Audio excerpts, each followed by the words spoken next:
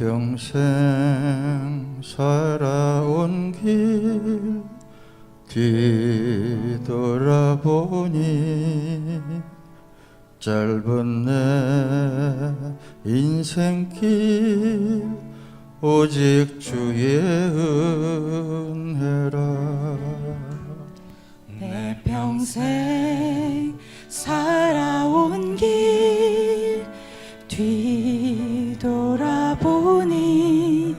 짧은 내 인생길 오직 주의 은혜라. 주의 은혜라 주의 은혜라 내 평생 살아온 길 주의 은혜라 주의 은혜라. 다함이 없는 사랑 달려갈 길 모두 마친 후 주 얼굴 볼 때 나는 공로 전혀 없도다 오직 주의 은혜라.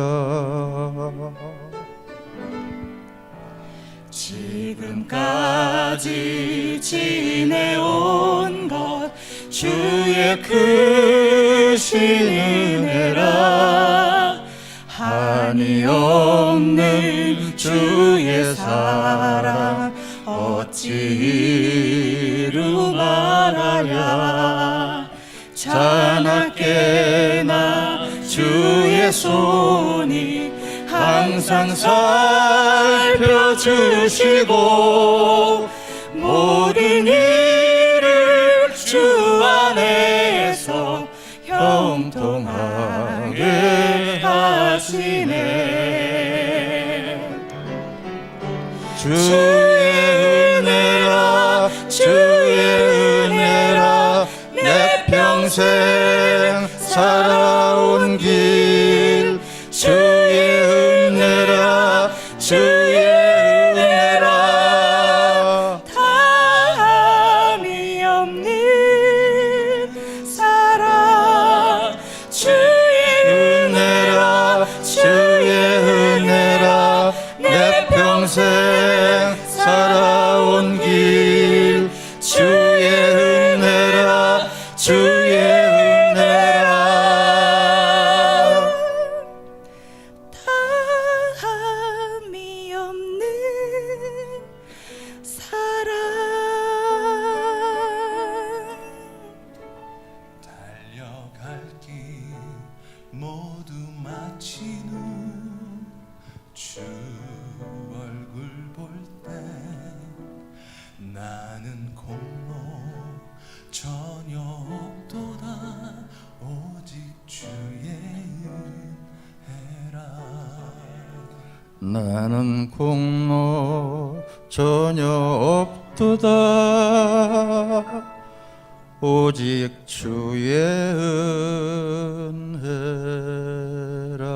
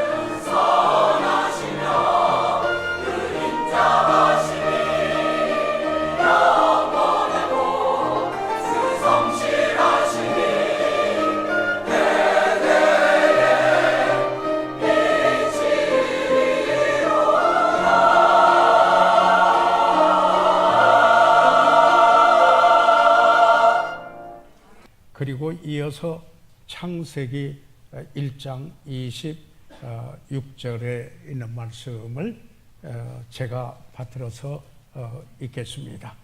에베소 4장 31절과 32절 말씀 시작. 너희는 모든 악독과 노함과 분냄과 떠드는 것과 배반하는 것을 모든 악의와 함께 버리고 서로 인자하게 하며 불쌍히 여기며 서로 용서하기를 하나님이 그리스도 안에서 너희를 용서하신 같이 하라. 창세기 1장 26절 제가 받들어 읽습니다. 하나님이 가라사대 우리의 형상을 따라 우리의 모양대로 우리가 사람을 만들고, 살아계시는 우리 아버지 하나님, 저희들 특별히 오늘 가족 주일을 맞이해서 저희 교회 아름다운 가정들을 주시고 또 이렇게 함께 하나님의 가족을 이루게 해 주셔서 진심으로 감사드립니다. 아버지 하나님, 오늘 전파되는 이 말씀을 하나님께서 축복하시고 성령께서 우리 가운데 역사하시며 조명해 주셔서 이 말씀이 육화되어 우리 가정이 다시 한번 가정을 주심을 하나님께 감사하며, 그리고 새롭게 그 가정을 세워가는 또 한 단계 저희들이 주님을 향하여 발걸음을 옮기는 시간이 되도록 축복해 주시옵소서. 잃어버린 영혼을 구원해 주시옵소서. 예수 그리스도 이름으로 기도해 사옵나이다. 아멘. 착석해 주시기 바랍니다.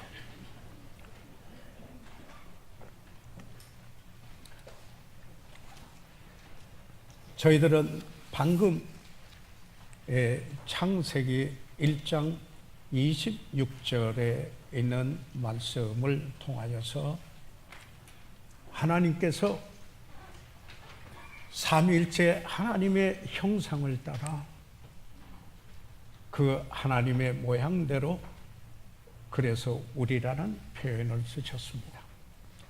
모양대로 우리가 사람을 만들고, 다시 말해서 하나님께서 그의 형상을 따라 사람을 지으셨다라고 이렇게 말씀하고 있습니다. 하나님의 창조하신 이 창조 중에 피조물로서 여기에 가장 고귀하고 그리고 하나님의 형상을 따라 지음을 받은 그가 바로 사람임을 말씀을 하고 있습니다. 그리고 창세기 2장에 가서 저희들이 보면은 여호와 하나님이 가라사대 사람의 독처하는 것을 좋지 못하니 내가 그를 위하여 돕는 배필을 지으리라 하시고, 하나님께서 아담을 지으시고 그리고는 독처하는 것을 좋지 않게 여기셔서 그를 위하여 돕는 helpmeet, 배필을 이렇게 지어서 지으셨다라고 말씀을 하고 있습니다. 다시 말하면은 인류의 최초의 제도로 결혼 제도를 두시고 남녀가 부부로 하나가 되게 하시어 가정을 이루게 하셨다라는 사실을 성경의 창세기를 시작하면서 여기에 말씀을 하고 있습니다. 여기에 하와를 이제는 아담에게로 하나님이 이끌어 오셨습니다. 그리고는 여기에 창세기 2장 24절에 있는 말씀을 보면은 이러므로 남자가 부모를 떠나 그 아내와 연합하여 둘이 한 몸을 이룰지로다, 이렇게 이야기하고 있습니다. 나중에 에베소에서도 반복되고 있습니다만은 여기에 이 말씀을 보면은 이제는 이 남자가 부모를 떠나 건전한 분리, 건강한 여기에 그 헤어짐을 통해서, 그래서 그리고는 이제 아내와 연합하여 다시 말해서 이제 퍼머넌스, 영원한 결합을 여기에 분리를 통해서 그리고 영원한 결합을 이루어서 둘이 한 몸을 이룰지로다. 다시 말해서 하나됨을 이렇게 이야기를 하고 있습니다. 요약지에는 그 구절이 없습니다만은 25절에 보면은 이렇게 말씀을 하고 있습니다. 아담과 그 아내 두 사람이 벌거벗었으나 부끄러워하지 아니한다고 말씀했습니다. 이것은 부부간의 그 관계가 가장 친밀한 관계이다. 이 하나님과의 관계를 제외해서 모든 인간 관계에서 가장 친밀한 관계가 부부간의 관계이다라는 사실을 여기에 말씀을 하고 있습니다. 이것을 에베소서 5장 31절과 32절에 있는 말씀을 보면은 이러므로 사람이 부모를 떠나 그 아내와 합하여, 그러니까 분리가 있고 그래서 영원한 결합을 해서 이 결합은 아주 딱 붙인다는, 여기에 뗄 수 없게 갖다 붙인다라는 말입니다. 클립 한다는 그 말이죠. 합하여 그 둘이 한 육체가 되어 여기에 한 몸을 이루었다. 그러니까 이 부부간은 여기에 가르거나 결별시킬 수 없는 것이다 라고 이렇게 성경에 이야기를 하면서 32절에 이렇게 말합니다. 이 비밀이 크도다 이렇게 이야기했습니다. 어떤 신학자는 이 비밀을 이렇게 말했습니다. 단순한 두 인간이 아니라 서로 상대방에게 속해 있는 한 쌍이다. 부부를 이렇게 말했습니다. 둘은 이 목적으로 지음을 받았고 같은 방향으로 움직이도록 정함을 받은 것이다. 다시 말하면 서로 떨어질 수 없는 존재라는 의미다. 이렇게 여기에 신학자는 이야기를 했습니다. 성서적인 부부관을 이렇게 이야기를 했습니다. 저희들 우리나라에서 부부의 날은 지난 화요일 날 5월 21일이 우리나라에서 정한 부부의 날입니다. 왜 하필이면 5월 21일인가 이렇게 생각하게 될 것입니다. 5월은 가정의 달입니다. 그런데 21일은 2라는 이 숫자는 남녀 두 사람이라는 이런 의미이고, 그래서 그 1은 21에서 1은 하나가 되었음을 의미해서 여기에 우리나라에서도 부부의 날을 5월 21일로 이렇게 정했는데 성경적인 근거가 있다라는 이런 생각을 해보게 됩니다. 그런데 그게 비밀이 있습니다. 무슨 비밀인가요? 그 비밀은 자녀를 갖도록 한 것입니다. 그래서 창세기 1장 28절에 있는 말씀을 보면은 하나님이 그들에게 복을 주시며 그들에게 이르시되 생육하고 번성하여 땅에 충만하라 이렇게 말씀하셨습니다. 자, 짝지어 주셔서 부부가 되게 하고 하나가 되게 하는데 여기에 비밀이 있는데 바로 저들로 하여금 생육하고 번성하도록 이렇게 하나님께서 축복하셨다라는 사실입니다. 그래서 이 에디스 딘이라고 하는 그 분은 그의 책에 성서적 가정관이라는 이 책을 썼습니다. 제 서재에서도 책을 제가 오랫동안 가지고 있었는데요.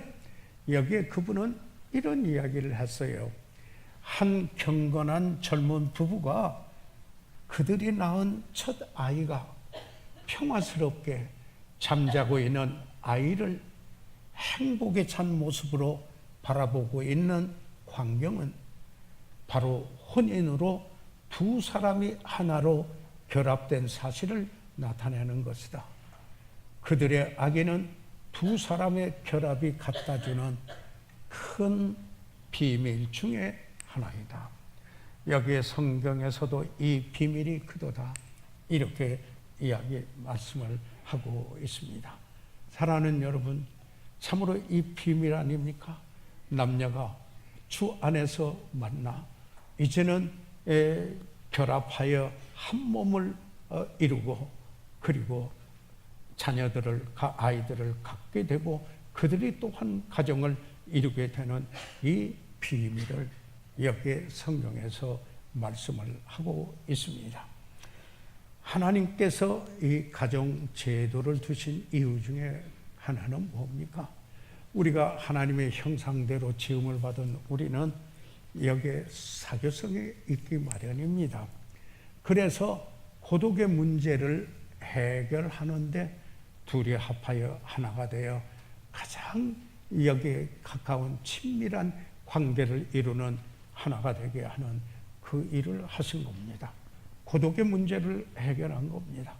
그뿐만 아니라 그 부부가 함께 참 인생을 살아가면서 그들의 인격이 성숙해 가도록 하기 위하여서, 보다 성서적으로 말씀을 드린다면은 주 예수 그리스도를 닮도록 하기 위함이라고 말씀을 드릴 수가 있습니다. 그리고는 후손을 이어가도록 하기 위한 것입니다. 이게 비밀입니다. 그뿐만 아니라 이 부부를 두신 것은 침실을 정결케 보존하기 위함인 것입니다. 다시 말해서 이 둘이 하나가 돼서 가정을 이룬 부부는 친밀한 관계를 이룰 뿐만 아니라 여기에 정결하게 여기에 보존돼야 될 바로 가정이다, 이 부부다 하는 사실을 성경에서 말씀을 하고 있습니다. 그리스도인의 가정이라고 하면은 우리가 그리스도인으로 구성되는 그 가정을 말하는데, 그 그리스도로 인하여 구성된 그리스도인의 이 가정은 그리스도인으로서 그리스도로 인하여 구성된 그리스도인의 그 가정은 그의 하나님의 말씀을 초석으로 삼고, 그리고 세워가고, 그리고 여기에 그 가정에 큰 두 기둥이 있는데, 하나는 사랑이요, 사랑으로 서로 사랑하고, 하나님의 사랑으로 서로 사랑하며, 그리고 또한 그리스도 안에서 하나님께서 용서해 주신 것을 경험한 것처럼 여기에 서로 용서하는 이 가정을 바로 그리스도인의 가정이라고 이렇게 이야기를 하면서, 이 그리스도인의 가정을 이루어가는데 요소가 있습니다. 바로 그것은, 가정은 격려하는 것이 되어야 합니다. 바로 그 그리스도인의 가정은 인생의 싸움터에서 피할 수 있는 피난처가 되어야 됩니다. 반면에 그뿐만 아니라 인생의 싸움터에서 이제는 그 피난처에서 힘을 얻어가지고 나아가서 그 싸울 수 있는, 이길 수 있는, 승리할 수 있는 힘을 얻는 곳이 바로 가정이라는 사실입니다. 방금 말씀드렸지만은 성숙해가는 곳입니다. 바로 그곳에서 주님을 닮아가고 growing maturity 합니다. 그리고 사랑하는 마음이 있는 곳입니다. loving heart. 그리고 살피는 눈이 있습니다. 보살피고 돌보기 위해서 여기에 주의하며 이런 눈길이 가는 곳이며, 그뿐만 아니라 듣는 귀가 있는 곳입니다. 아내는 남편의 말을 듣는 귀가 있고, 또 남편은 아내의 말을 듣는 귀가 있고, 그리고 자녀들은 부모의 말을 듣는 귀가 있고, 부모들은 또 자녀들의 말을 듣는 귀가 있어 여기에 가정을 이루는 바로 이것이 그리스도인의 가정인 것입니다. 도와주는 손이 있는 것입니다. 어떤 필요가 있을 때 바로 도움의 손길을 줄 수 있는 게 그 가정의 구성원들인 것입니다. 그뿐만 아니죠. 여기에 그리스도인의 가정에는 필요가 충당되는 것입니다. 우리의 정신적인 필요가 또는 영적인 어떤 필요가 그리고는 물질적인 필요가 또한 여기에 육체적인 필요가 이 모든 것이 여기에 충당되는 바로 그런 곳이 어디입니까? 바로 그리스도인의 가정이라고 하는 것입니다.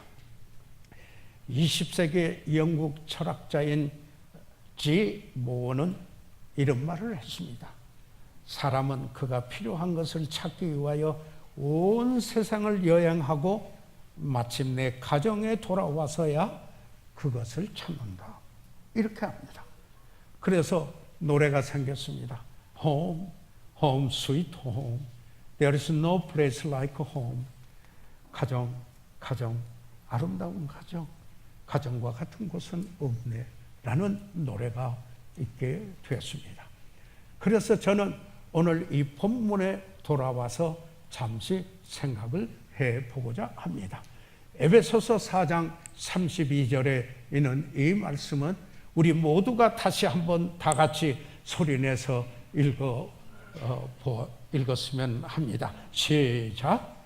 서로 인자하게 하며 불쌍히 여기며 서로 용서하기를 하나님이 그리스도 안에서 너희를 용서하신 같이 하라. 이렇게 말씀하고 있습니다.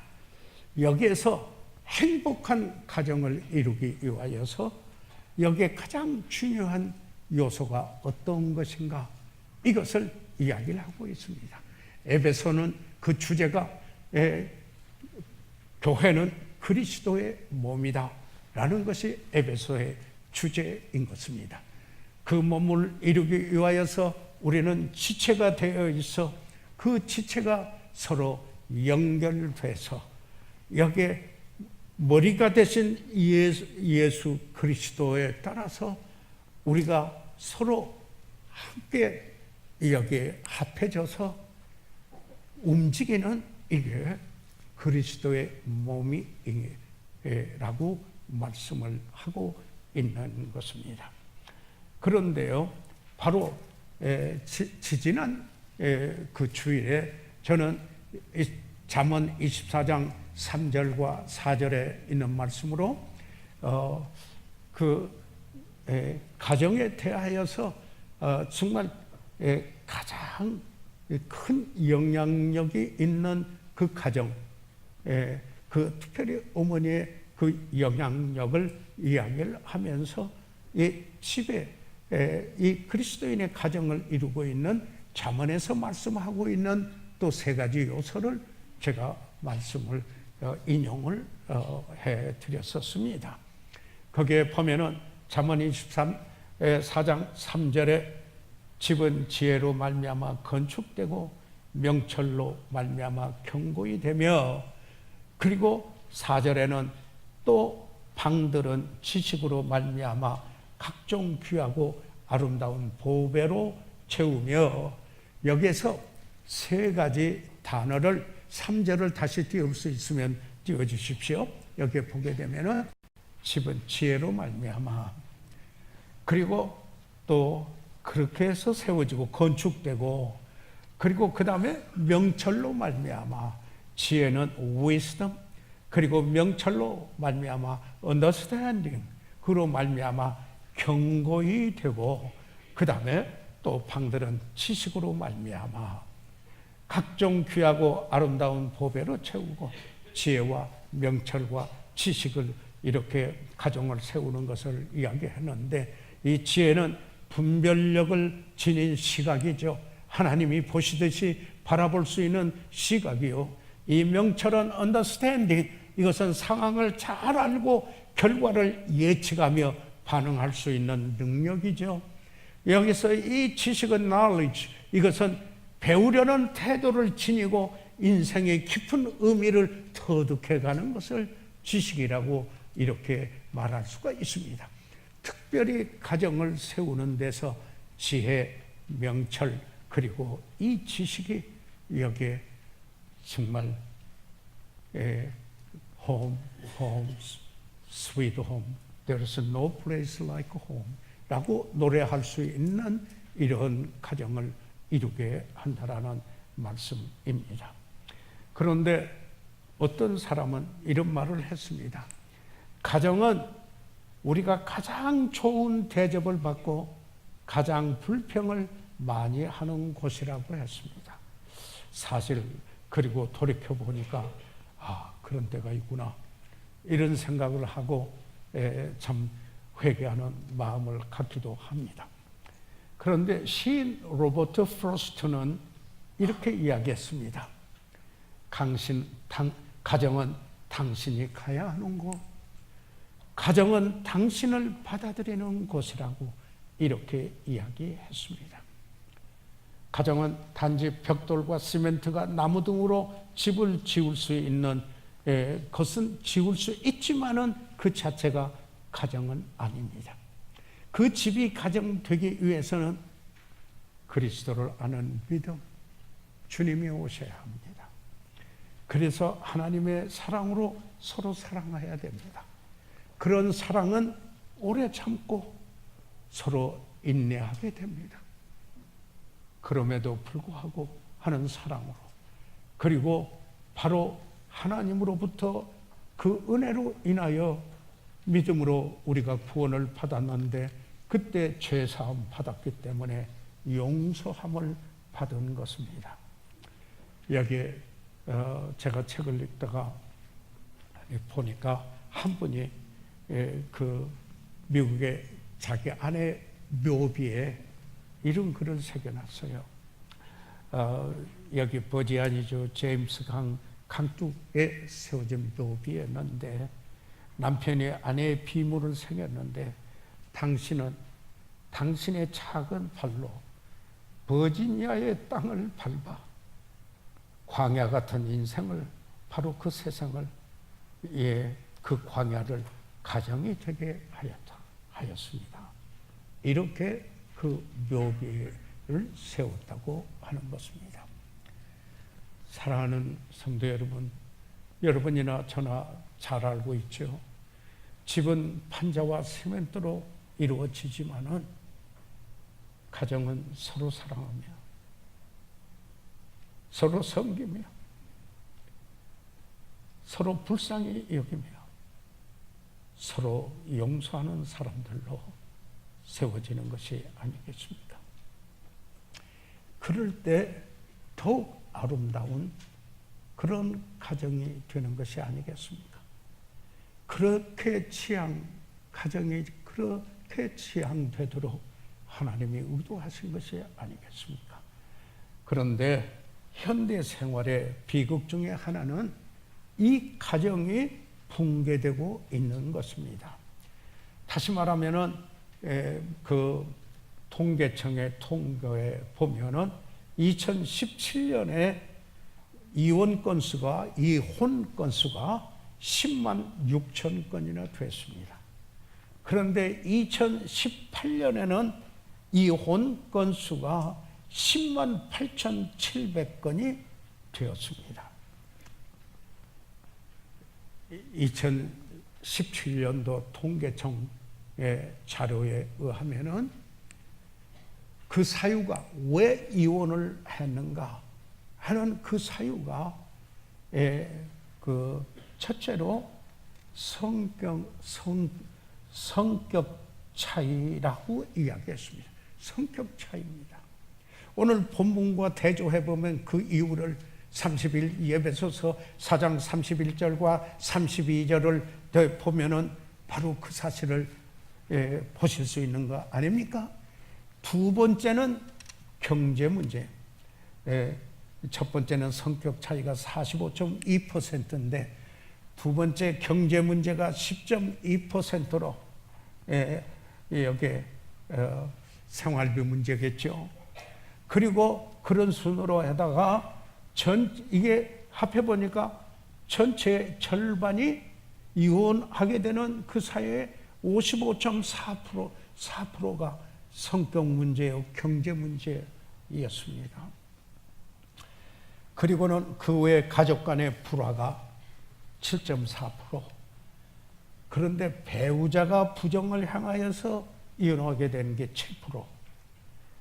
정신적 문제, 육체적인 문제, 학대나 건강 문제 등 나머지가 기타 문제로 이혼을 했습니다. 그래서 이 가정이 어떻게 되는가? 어느 분의 말에 의하면은 가정이 여관같이 되었다 하는 것입니다. 그저 식사만 하는 식당같이 되고 말았다. 옷을 갈아입는 탈의장같이 되었다. 그리고 좀 더 흥분할 수 있는 곳이 있으면은 그곳을 찾아서 쉽게 버리는 것이 가정이 그런 곳이 되고 말았다. 그래서 그럴 바에야 요새 그 정치계에서도 회자되는 말입니다만은 현대주택 입구에 회전문을 달아두는 것이 어떻겠는가 제안을 하기도 했습니다.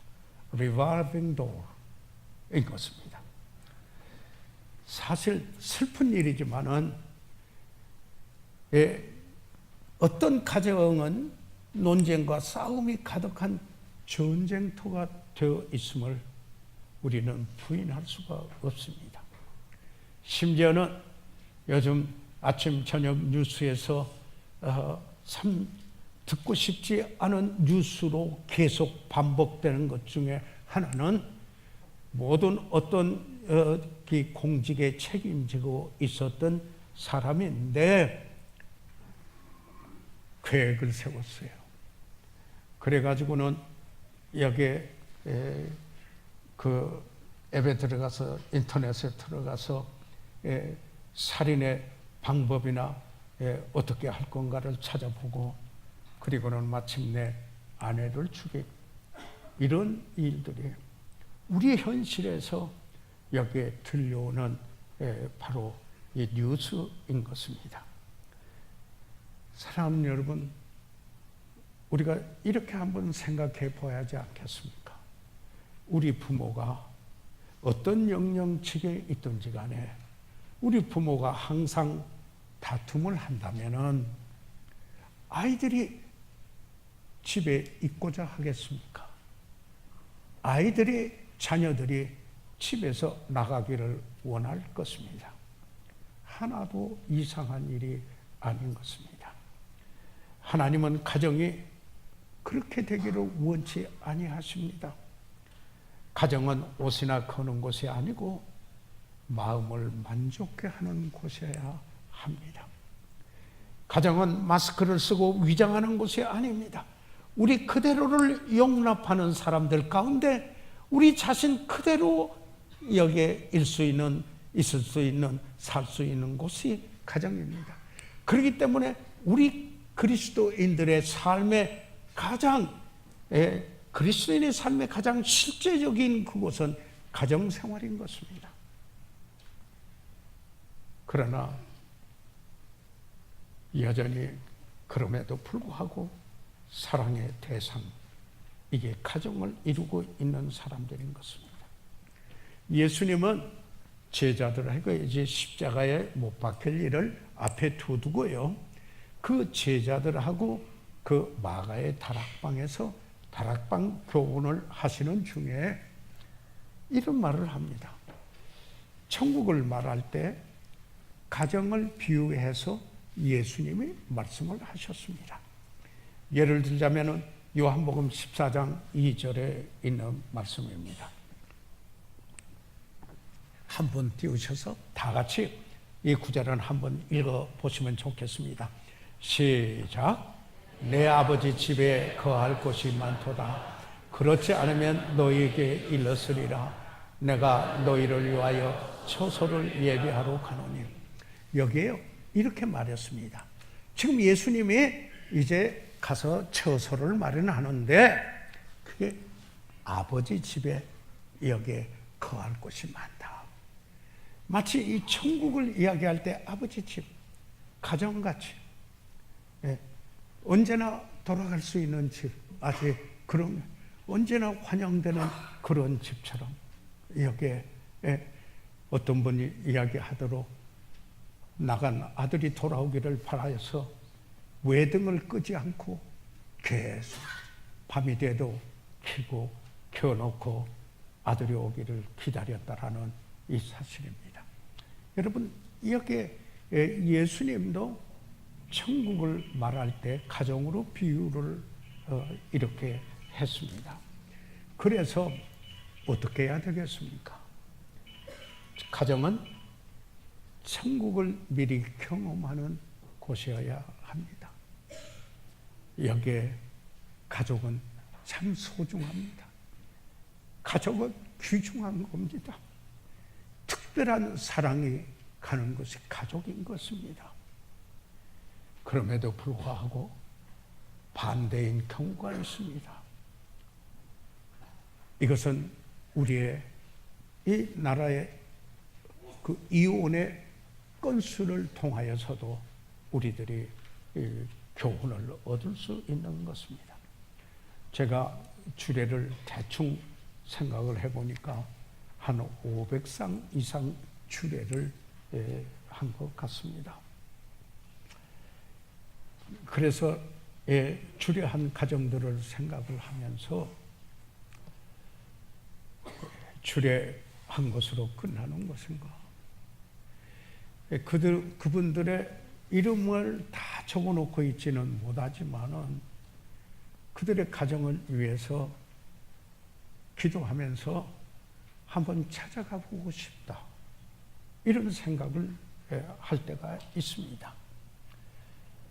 그래서 그럴 기회가 된다면은 거기에 가서 꼭 여기에 그 행복한 가정을 이루는 방법을 말해주는 여기 에베소서 4장 32절을 꼭 전해주고 싶다.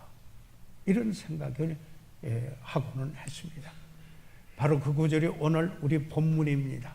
서로 인자하게 하며 불쌍히 여기며 그리고 용서하기를 하나님이 그리스도 안에서 너희를 용서하신 같이 하라 하는 이 말씀입니다. 행복한 가정은 단지 외부적인 것, 좋은 집, 어떤 좋은 가구, 또 좋은 차, 자가용, 좋은 위치 등에 꼭 달려 있지는 않습니다. 행복한 가정은 그곳에 살고 있는 사람들의 마음에 달려 있는 것입니다. 호화로운 주택이나 가구도 이기적인 마음이나 사나운 성격을 위장할 수는 없는 것입니다. 우리의 마음이 하나님과 바른가를 생각해 보아야 합니다. 그러면 우리는 우리 자녀를 하나님이 원하는 길로 인도할 수 있습니다. 자녀들이 제일 잘 배울 수 있는 곳은 가정이요, 바로 부모의 영향력인 것입니다. 그래서 행복한 가정을 이루는 요소 이 세 가지를 간략하게 여기에 말씀을 드리고자 합니다. 첫째로는 서로 인자하게 하며 라고 했습니다. Be kind one to another 라고 했습니다. 그런데 여기에 이 인자하게 하며 이게 친절인데 헬라어로 그리스어로는 크리스토스라는 말입니다. 이 말은 참 중요한 말입니다. 사랑하는 성도 여러분, 저는 제게 물어봅니다.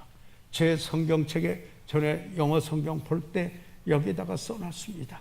If you're not kind, 네가 친절하지 않으면 you're not holy either. 네가 거룩한 것도 아니다. 저를 위해서 제가 써놓은 말입니다. 참으로 여기에 우리 그리스도인으로서 우리가 공동체를 이루고 있는 곳이라면은 아니 그보다도 가장 기본적인 여기 가정에서 친절이라고 하는 이것은 너무나 중요한 것입니다. 그래서 우리가 말할 때 은혜롭게 말합니까? 여기에 그리고 우리의 행동이, 우리의 태도가 친절합니까? 참으로 인자한 그런 행동을 저희가 나타내 보입니까? 이러할 때 그 가정을 사랑의 아름다운 그림으로 수놓게 하는 것이 아니겠습니까? 인자한 사람, 친절한 사람은 양순합니다. 사랑하는 여러분 아시죠? 성령의 열매이기도 합니다. gentle 합니다. 그리고 meekness, 참 온유합니다. 다른 사람을 고려하는 것이 있습니다.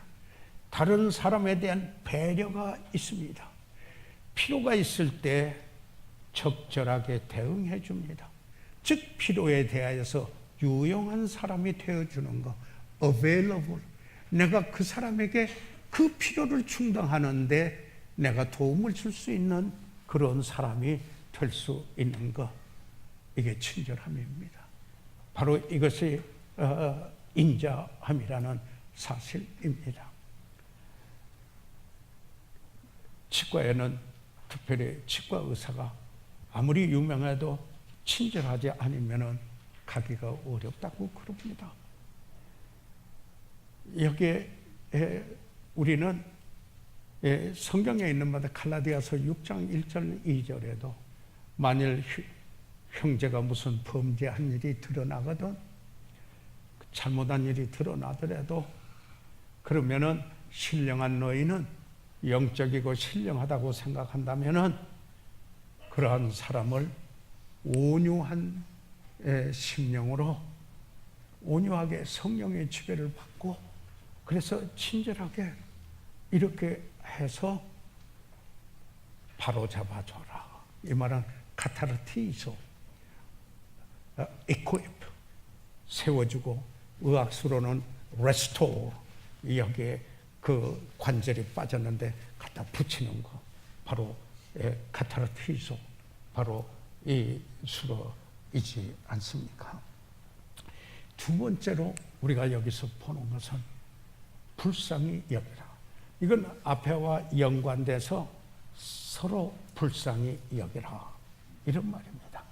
여기에서 그 헬라어로는 유스프랑크노스라고 하는 이 단어인데요, 영어는 보다 이해가 쉬워집니다. tender hearted, 그러니까 부드러운 마음입니다. 그게 반대는 강팍한 마음인 것입니다. 그래서 이 말은 또 영어 사전에 찾아봤더니 이 뜻은 kind touch, 친절한 접촉입니다. 친절한 접촉이에요. 그래서 연민의 정에 있는 심정을 뜻합니다. compassionate 하는 heart입니다.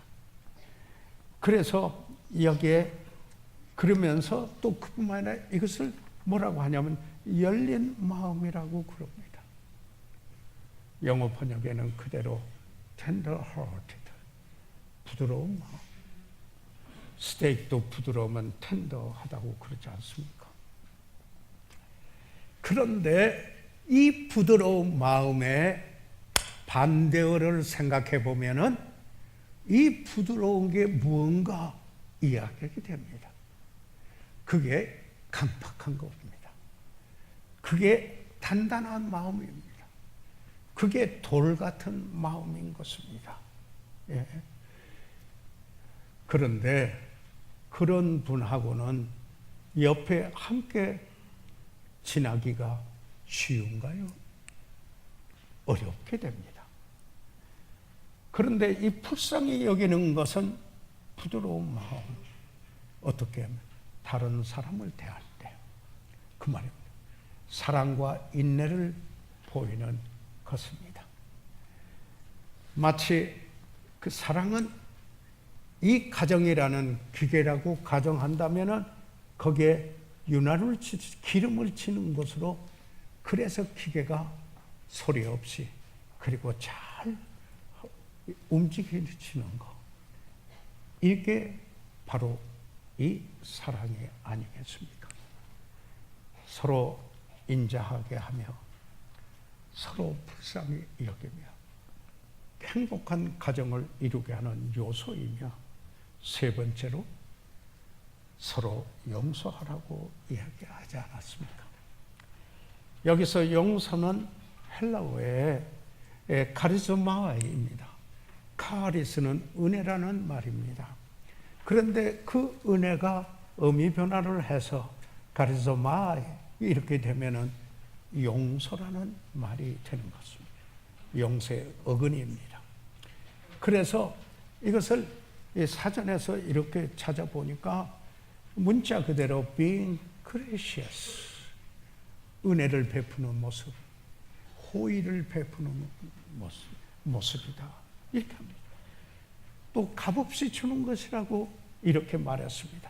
To give freely 라고 이야기를 했을 뿐만 아니라 호의로 은혜를 베풀어 주는 것이라, 이렇게 사전에 말하고 있습니다. To give graciously as a favor, 이렇게 이야기를 하고 있지요. 그러니까 왜 그렇습니까? 그리스도 때문에 하나님이 우리를 용서하신 것 같이, 하나님이 그리스도 안에서 너희를 용서하신 같이 서로 용서하라, 너희도 그러하라, 이렇게 이야기하고 있는 것이 아닙니까? 그렇기 때문에 우리도 실수할 수가 있습니다. 저도 그렇습니다. 그렇기 때문에 여보 미안해요 하고 말할 때도 있습니다. 또 그렇게 해야 됩니다. 어떤 경우에는 용서해요 라고 말해야 될 때가 있는 것입니다. 다시 말해서 그 비결은 자신이 먼저 져야 한다, 이게 이기는 것이다 라는 이야기입니다. 사랑하는 성도 여러분, 정말 제가 이 질문은 하나 꼭 해야 되는데 그냥 잘 받으시고 반드시 대답해 주세요. 찬양대도요, 좀 그래 주세요. 질문 하나 드릴게요. 손을 들어 펴 주세요. 하나님으로부터 용서받으신 분 손 한번 들어보세요. 네, 감사합니다. 그러면은 성경에 뭐라고 그랬습니까? 하나님으로부터 용서 받았으니 그가 하나님이 그리스도 안에서 용서하신 같이 뭐라고요? 너희도 그러하라. 단순한 하나님의 말씀이요, 행복한 삶을 이루기 위한 하나의 비결이 아니겠습니까? 그래서 이 에베소서 4장 32절에 서로 인자하게 하며 불쌍히 여기며 서로 용서하기를 하나님이 그리스도 안에서 너희를 용서하신 같이 하라. 이게 비결이라는 것입니다. 그런데 마무리로 제가 척수인들 목사님의 부부의 관계에 대해서 말하는 말씀을 그분 말씀을 인용하고 마치겠습니다. 부부 관계는 모든 인간 관계에서 가장 중요하다. 부부 관계는 영적인 발전에 깊은 영향을 미친다. 부부 관계가 안 좋으면 영적인 그 발전이 이루어지지 않는다. 부부 관계는 항상 변할 수 있는 소지가 있다. 그렇기 때문에 항상 그럼에도 불구하고 사랑은 오래 참고 그래야 된다. 네 번째, 부부 관계는 희생을 요구하기 때문에 이기적이 되면 불행을 초래한다. 이렇게 이야기했습니다. 그 가족이라는 공동체에서 하나님이 최초로 세운 그 가정에서도 여기에 부부 관계는 희생을 요구하는 면이 있기에 한쪽이 지나치게 이기적이면 불행을 초래하게 된다는 것입니다. 가정은 또 다른 가정을 낳는 하나의 본보기입니다. 그 부모가 이루었던 그 가정에서 자란 그 자녀들은 또 다른 가정을 이룰 때 영향을 받지 않을 수가 없는 것입니다. 그렇기 때문에 내가 그 가정을 어떻게 이루어야 할 것인가? 행복한 그 비결, 첫째, 서로 인자하게 하며, 그리고 뭡니까? 서로 불쌍히 여기고, 그 다음에 서로 용서하고. 그러려면 주님이 오셔야죠. 주님이 오셔야 그런 마음을 갖는 거 아닙니까? 저는 오늘 가족주의를 맞이해서 제 마음속에 진심으로 기도하면서 사랑하는 여러분의 가정에 하나님의 축복이, 이 행복한 가정이 되시기를 주의 이름으로 축복하고 기도했습니다. 예수의 이름으로 축복합니다. 이 시간 다 같이 일어나셔서 머리 숙이겠습니다. 저희들 이 시간 다 같이 일어나셔서 잠시 머리 숙이겠습니다. 사랑하는 성도 여러분 주 안에서 복되고 아름다운 가정을 이루어 오시도록 애써 오신 여러분임을 찬양합니다. 우리는 신앙생활에서 날마다 우리 심령을 새롭게 해야 된다는 것을 성경의 가르침에 따라 신앙생활을 해오면서 저희들이 경험하게 됩니다. 그렇기 때문에 행복한 가정을 이루기 위해서 내가 어디에 위치해 있든지 간에 어느 자리에 있든지 할아버지 할머니든 아버지 엄마이든 그리고 자녀이든 간에 여기에 이 행복한 가정에 하나님께서 말씀하신 그 말씀의 비결대로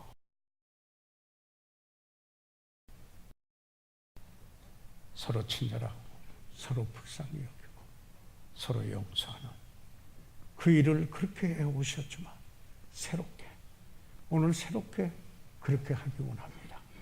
목사님 오늘 그렇게 기도하기 원합니다. 손을 들어 펴해 주시기 바랍니다. 아멘. 감사합니다. 하나님께서 여러분을 축복해 주시기를 바랍니다. 혹시 오늘 우리 가운데 아직 예수 그리스도를 구주하지 않았다면 이건 주님을 믿음으로부터 오는 능력입니다. 아직 내가 예수님을 믿지 않았는데 예수 믿고자 합니다. 목사님 기도해 주세요. 혹시 그런 분이 있으면 손을 들어 펴하시면 위에서 기도해 드리겠습니다. 살아계시는 우리 아버지요, 오늘 하나님의 말씀을 나누었습니다. 그리고 하나님의 말씀을 받았습니다. 심령이 새롭게 되었습니다. 우리 가정이 새롭게 되도록 도와주십시오. 예수 그리스도의 이름으로 기도했사옵나이다.